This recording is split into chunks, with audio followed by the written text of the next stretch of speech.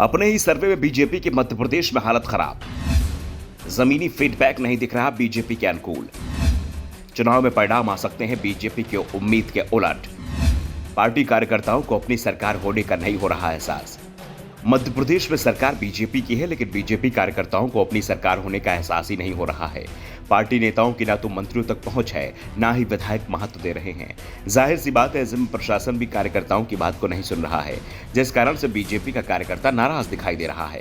उसे मध्य प्रदेश में अपनी पार्टी की सरकार का एहसास नहीं हो पा रहा है। मध्य प्रदेश में भारतीय जनता पार्टी के वरिष्ठ नेताओं द्वारा जुटाए गए जमीनी फीडबैक ने राज्य सरकार और संगठन दोनों की चिंताएं बढ़ा दी हैं, क्योंकि कई इलाकों के जमीनी कार्यकर्ता अपने क्षेत्र के विधायक और नौकरशाहों से नाराज हैं।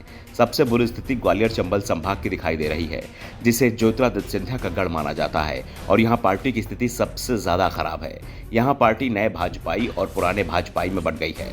नए भाजपाई वो हैं जो सिंधिया के साथ बीजेपी में आए हैं और आजकल पूरे संगठन पर इनका ही कब्जा हो गया है, तो पुराने भाजपाई घर बैठ गए हैं।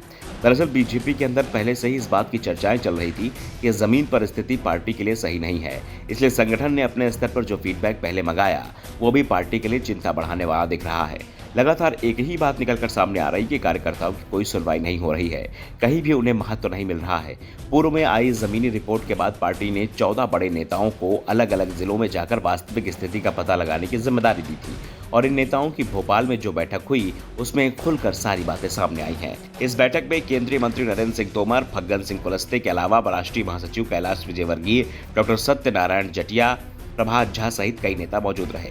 इन नेताओं ने बैठक में बताया कि प्रभारी मंत्रियों ने अपने अपने क्षेत्र के ना तो पर्याप्त दौरे किए हैं, और जो थोड़े बहुत दौरे किए उसमें भी कार्यकर्ताओं से दूरी बनाए रखी। स्थानीय कार्यकर्ताओं को कोई महत्व नहीं दिया गया। क्षेत्रीय विधायकों ने भी कार्यकर्ताओं की उपेक्षा की है, और इसी का नतीजा है कि प्रशासनिक मशीनरी ने भी कार्यकर्ताओं को ज्यादा महत्व नहीं दिया। कुल मिलाकर पार्टी अब विधायकों पर भी नकेल कसने की तैयारी कर चुकी है। तो वहीं प्रभारी मंत्रियों को हिदायत दी जाएगी कि वो कार्यकर्ता की भावनाओं का ख्याल रखें, क्योंकि पार्टी के लिए कार्यकर्ता से बड़ा कोई नहीं है। दरअसल बीजेपी की सारी कोशिश 6 महीने बाद होने वाले विधानसभा चुनाव को लेकर चल रही है। इस बार चुनाव में कांटे की टक्कर का अनुमान बताया जा रहा है। मुकाबला 2018 की तरह फिर बहुत ही करीबी होता दिखाई दे रहा है।